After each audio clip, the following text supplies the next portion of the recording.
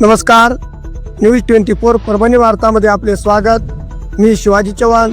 पाहुयात आजच्या ठळक घडामोडी। नमस्कार।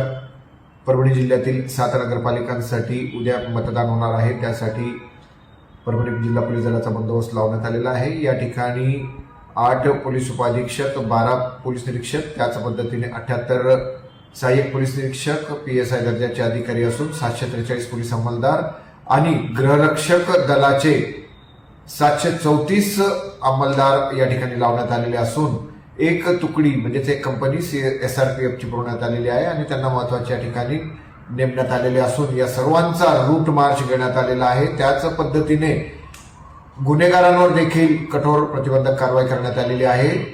आज पाहतो जवळजवळ 207 गुन्हेगार या निवडणुकीच्या काळापुरते हद्दपार करण्यात आलेले असून या नगरपालिका क्षेत्रातून हद्दपार करण्यात आलेले आहेत आणि सोशल मीडिया असेल करडी नजर ठेवून आहे। कोणी अनुचित मजकूर टाकेल तर त्यावर कठोर कारवाई करण्यात येईल।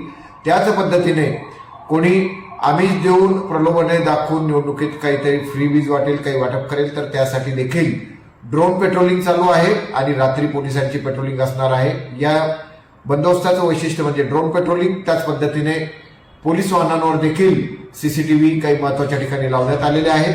तसेच महत्वाच्या चौकांमध्ये देखील CCTV कॅमेरा लावण्यात आलेले असून पोलिसांची करडी नजर या ठिकाणी असणार आहे।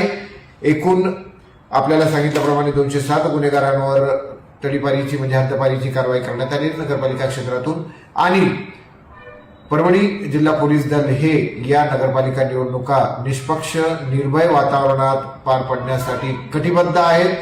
धन्यवाद। जय हिंद, जय महाराष्ट्र। त्याचबरोबर आजचे बातमीपत्र संपले। पुन्हा भेटूया पुढील बातमीपत्रात।